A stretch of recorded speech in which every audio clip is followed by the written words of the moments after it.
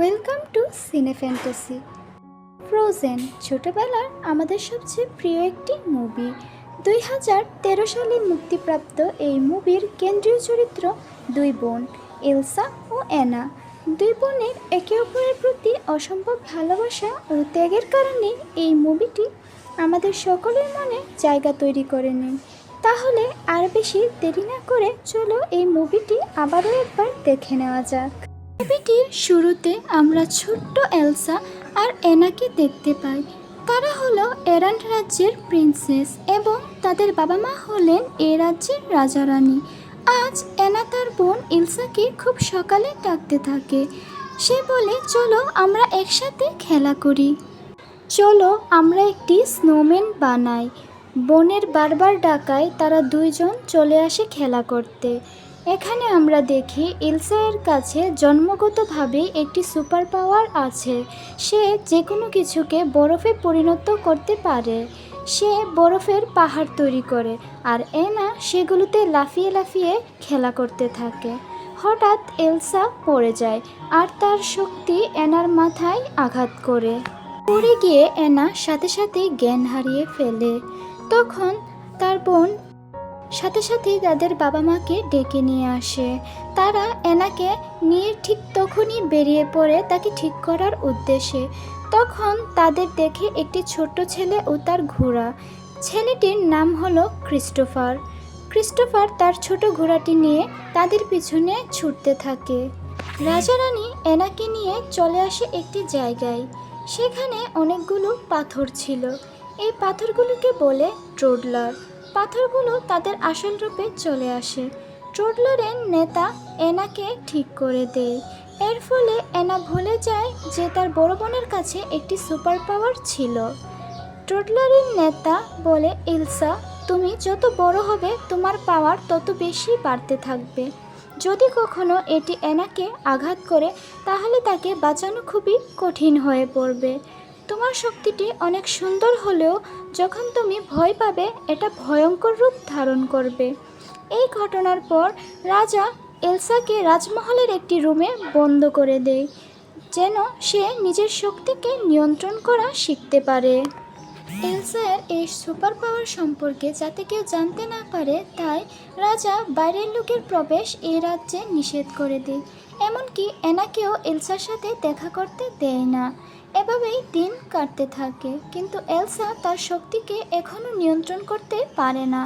তাই এলসার বাবা তাকে সর্বদা মোটা কাপড়ের হাত মোজা পরে থাকতে বলে। মাঝে মাঝে অ্যানা এলসার সাথে দেখা করতে আসলেও এলসা কখনোই তার রুম থেকে বের হয় না।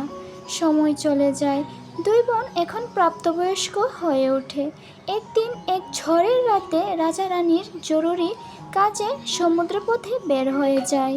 সমুদ্রে প্রচণ্ড ঝড় হওয়ায় তারা আর কখনোই ফিরে আসে না। আরও 3 বছর কেটে যায়। আজ অ্যানাকে দেখা যায় সে খুশিতে রাজ্যে ঘুরে ঘুরে নেচে বেড়াচ্ছে, কেননা আজ তার বড় বোন এলসাকে এই রাজ্যের রানী ঘোষণা করা হবে। আজ 20 বছর পর রাজ্যে অনেক মানুষের প্রবেশ হয়। সেখানে অনেক রাজা এবং প্রিন্স ছিল। সেখানে তারা নাচা শুরু করে। নাচতে গিয়ে হঠাৎ অ্যানা একটি ছেলের সাথে ধাক্কা খায়। ছেলেটির নাম হ্যান্স। সে একটি আইল্যান্ডের প্রিন্স। তারা দুজন একে অপরকে দেখতে থাকে। এইদিকে আমরা দেখি এলসা, সে অনেক ভয় পেয়েছিল। কিছুক্ষণের মধ্যেই সকলের উপস্থিতিতে এলসাকে এরান্ড রাজ্যের নতুন রানী ঘোষণা করা হয়। আজ এত বছর পর দুই বোন একে অপরের সাথে কিছুক্ষণ সময় কাটায়। পার্টিতে নাচ শুরু হলে অ্যানা আর প্রিন্স হ্যান্স একে অপরের সাথে নাচতে লাগে। অ্যানা প্রিন্স হ্যান্সকে পছন্দ করতে শুরু করে। তারা একসাথে সময় কাটায় এবং বিয়ে করার সিদ্ধান্ত নেয়। তারপরই অ্যানা তার বোন এলসাকে খবরটি জানায় এবং তার কাছ থেকে বিয়ের পারমিশন চায়। এই কথা শুনে তার বোন এলসা অ্যানাকে বারণ করে দেয়, যার ফলে তাদের মাঝে এখানে কথা কাটাকাটি শুরু হতে লাগে। এলসা সেখান থেকে চলে যেতে চাইলে অ্যানা তাকে আটকায়। তখনই এলসা নিজের উপর নিয়ন্ত্রণ হারিয়ে ফেলে, যার ফলে বরফে জমে যায় পুরো রাজ্য। কিছুক্ষণের মধ্যে রাজ্যে নেমে আসে প্রচণ্ড ঠান্ডা। এলসা এসব দেখে ভয়ে পালাতে থাকে। অ্যানা এবং প্রিন্স হ্যান্স তাকে থামতে বলে, কিন্তু এলসা চলে যায় নর্থ মাউন্টেনে। অ্যানা বলে, যদি আমি এলসাকে বাধা না দিতাম তাহলে তার সুপার পাওয়ার সকলের সামনে আসতো না, আর তাকে এভাবে পালাতে হতো না। তাই আমি তার পিছনে যাব এবং তাকে ফিরিয়ে নিয়ে আসব। অ্যানা রাজ্যের সকল দায়িত্ব প্রিন্স হ্যান্সকে দিয়ে দেয়। তারপরে সে ঘোড়ায় চড়ে বেরিয়ে পড়ে এলসাকে ফিরিয়ে আনতে। এইদিকে এলসা তার আশেপাশে কাউকে দেখতে না পেয়ে প্রথমবারের মতো নির্ভয়ে তার নিজের শক্তি ব্যবহার করে। সে তার শক্তি দিয়ে একটি বরফের রাজমহল তৈরি করে এবং নিজের লুকও একদম পরিবর্তন করে ফেলে। জঙ্গলের সকল জায়গায় বরফ থাকায় অ্যানা সামনে এগোতে পারছিল না, আর তার ঘোড়াটিও তাকে রেখে পালিয়ে যায়। তার জামাকাপড়ও বরফে পরিণত হয়। তাই অ্যানা একটি দোকানে গরম কাপড় কিনতে যায়। সেখানে সে ক্রিস্টোফারকে দেখতে পায়। সে বরফে সম্পূর্ণ ঢাকা ছিল। ক্রিস্টোফারের কাছে পর্যাপ্ত টাকা না থাকায় দোকানদার তাকে বের করে দেয়। তোমাদের বলে রাখি, এই ছেলেটি হলো মুভির শুরুতে দেখানো সেই ছোট্ট ছেলেটি, যখন অ্যানাকে তার বাবা মা ট্রডলারদের কাছে নিয়ে গিয়েছিল। ক্রিস্টোফার তাদের সকল ঘটনা দেখে ফেলেছিল। এরান্ড রাজ্যে বেশিরভাগ গ্রীষ্মকাল থাকায় ক্রিস্টোফার বরফ বিক্রি করত, কিন্তু তখন সকল দিকে শীত থাকায় তার কাজ চলছিল না। অ্যানা ক্রিস্টোফারকে বলে নর্থ মাউন্টেনে তাকে নিয়ে যেতে, তাহলে সে এরান্ড রাজ্য থেকে শীতকালকে মুছতে পারবে। এখানে ক্রিস্টোফার অ্যানাকে সাহায্য করে। দুইজন রাস্তায় কথা বলছিল। সেখানে অ্যানা তাকে জানায় যে সে কিভাবে প্রিন্স হ্যান্সকে মাত্র একদিনে বিয়ে করতে রাজি হয়ে যাওয়ায় এলসা তাদের বিয়ের পারমিশন দেয়নি। ক্রিস্টোফার কথাটি শুনে খুবই অবাক হয়ে যায় আর বলে, তুমি কিভাবে মাত্র একদিনে তাকে বিয়ে করতে রাজি হতে পারো? তাদের কথার মাঝে হঠাৎ তাদের উপর কিছু শিয়াল আক্রমণ করে। তারা অনেক কষ্টে নিজেদের প্রাণ বাঁচায়। এসবের মধ্যে ক্রিস্টোফারের কাঠের গাড়িটি ভেঙে যায়। এতে করে সে খুবই রেগে যায় এবং অ্যানার সাথে যেতে রাজি হয় না। তখন অ্যানা একা যাওয়ার সিদ্ধান্ত নেয়। অ্যানাকে তখন একা যেতে দেখে ক্রিস্টোফার তার সাথে যাওয়ার সিদ্ধান্ত নেয়। রাস্তায় তাদের সাথে একটা স্নোম্যানের দেখা হয়, যার নাম ছিল অলাফ। অলাফকে এলসা বানিয়েছে। অলাফের নাক ছিল না, তাই অ্যানা একটি গাজর দিয়ে তার নাক বানিয়ে দেয়। এইদিকে এরান্ড রাজ্যে প্রচণ্ড শীত পড়ে। রাজ্যের সকল অধিবাসীদের খেয়াল রাখছিল প্রিন্স হ্যান্স। তখন সেখানে অ্যানার ঘোড়াটি চলে আসে, যাকে দেখে প্রিন্স হ্যান্স বুঝতে পারে যে অ্যানার হয়তো কোনো বিপদ হয়েছে। তাই প্রিন্স হ্যান্স নিজের সাথে কয়েকজন সৈন্য নিয়ে অ্যানাকে রক্ষা করতে বেরিয়ে পড়ে। এইদিকে অ্যানা, ক্রিস্টোফার এবং অলাফ চলে আসে এলসার তৈরি রাজমহলের সামনে। অ্যানা ক্রিস্টোফার আর অলাফকে বাইরে রেখে একাই এলসার সাথে কথা বলতে ভেতরে যায়। অ্যানা এলসাকে জানায় যে এরান্ড রাজ্য প্রচণ্ড শীতে ভুগছে, একমাত্র সে ঠিক করতে পারবে এরান্ড রাজ্যকে। এলসা বলে যে সে জানে না কিভাবে এই ঠান্ডা দূর করতে হয়। অ্যানা এলসাকে ফিরে যাওয়ার জন্য রাজি করানোর চেষ্টা করে।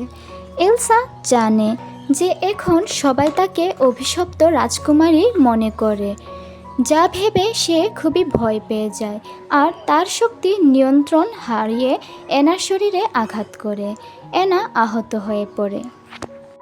অ্যানা আহত হয়ে যাওয়ার সত্ত্বেও এলসাকে ছেড়ে যাচ্ছিল না। তাই এলসা তখন একটি ভয়ানক বরফের দৈত্য তৈরি করে। বরফের দৈত্যটি অ্যানাদের মহলের বাইরে দিয়ে আসে। ক্রিস্টোফার দেখে যে অ্যানার মাথায় কিছু চুল বরফে পরিণত হয়েছে। এটা দেখে ক্রিস্টোফার অ্যানাকে ট্রডলারদের কাছে নিয়ে যায়। সকল ট্রডলাররা অ্যানাকে ক্রিস্টোফারের গার্লফ্রেন্ড মনে করে এবং নাচ গানের মাধ্যমে তাকে স্বাগতম জানায়। সকল ট্রডলাররা তো অ্যানা আর ক্রিস্টোফারের বিয়েই দিয়ে দিচ্ছিল।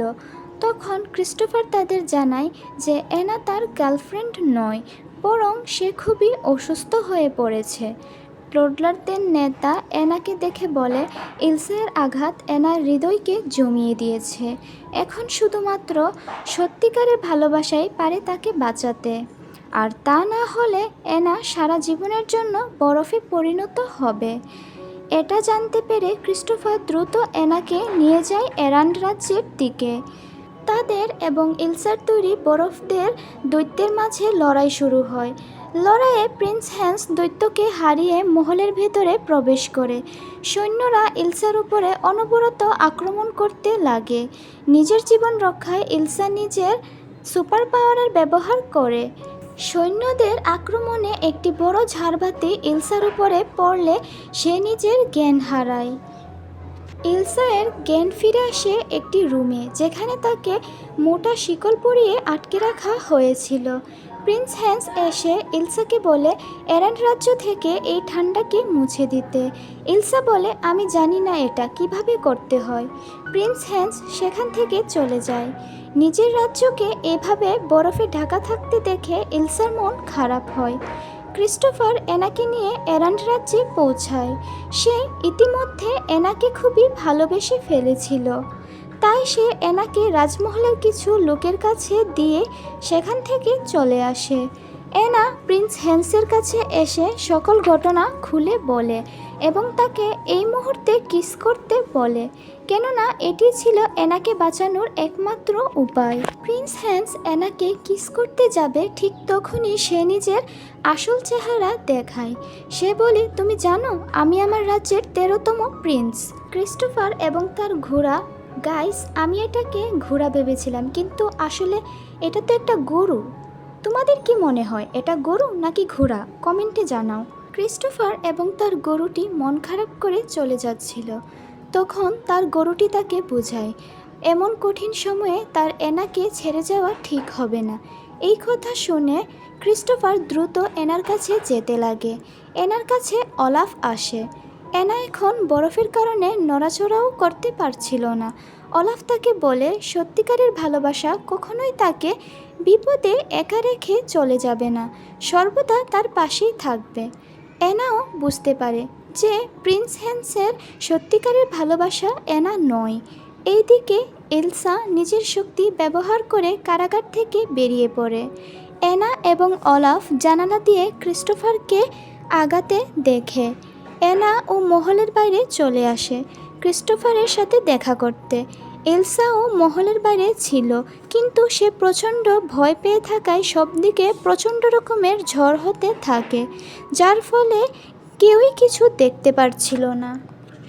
এই ঝড়ের মধ্যে এলসা প্রিন্স হ্যান্সকে নিজের সামনে দেখতে পায়।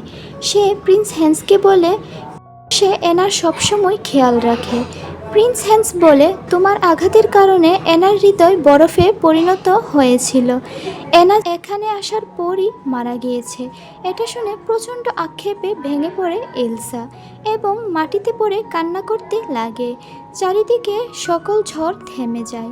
সেখানে থাকা অ্যানা ক্রিস্টোফারকে দেখতে পায়। সে দৌড়ে তার কাছে আসছিল, কিন্তু তখনই সে দেখতে পায় প্রিন্স হ্যান্স এলসাকে মারতে চলেছে।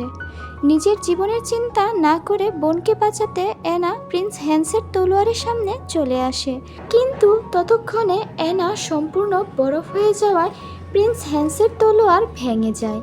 এলসা অ্যানাকে জড়িয়ে ধরে কান্না করতে লাগে, তুমি আমার জন্য নিজের জীবন দিয়ে দিলে। ঠিক তখনই চমৎকারভাবে অ্যানা ঠিক হয়ে যায়, কারণ এলসার ভালোবাসা তাকে বাঁচিয়ে নিয়েছিল। এলসা তাকে সত্যিকার অর্থে খুবই ভালোবাসতো। এলসা বুঝতে পারে সত্যিকারের ভালোবাসার মাধ্যমে এই পৃথিবীর সকল কিছুকে জয় করা যায়। এখন এলসা নিজের শক্তি দিয়ে এরান্ড রাজ্য থেকে শীতকে মুছে ফেলে এবং রাজ্যে আবারও সুখ শান্তি ফিরে আসে। প্রিন্স হ্যান্স ও তার সৈন্যদের কারাগারে বন্দি করা হয়। অ্যানা অলাফের জন্য একটি মেঘ বানিয়ে দেয় যেন সে গরমে নষ্ট না হয়। ক্রিস্টোফারের জন্য একটি সুন্দর কাঠের গাড়ি বানিয়ে দেয়। অ্যানা ও ক্রিস্টোফার বিয়ে করে ফেলে। খুশির এই মুহূর্তগুলোর মাধ্যমে এই মুভিটির শেষ হয়। তোমাদের মনে নিশ্চয়ই এই প্রশ্নটা এসেছে যে কিভাবে এলসা এই সুপার পাওয়ারটি পেল আর কেন অ্যানার কাছে এই পাওয়ারটি নেই। তোমাদের এই প্রশ্নের উত্তরটি আমি ফ্রোজেন মুভির দ্বিতীয় পার্টে দিব, তাই দ্বিতীয় পার্টটি দেখতে ভুলবে না। Love you and bye by.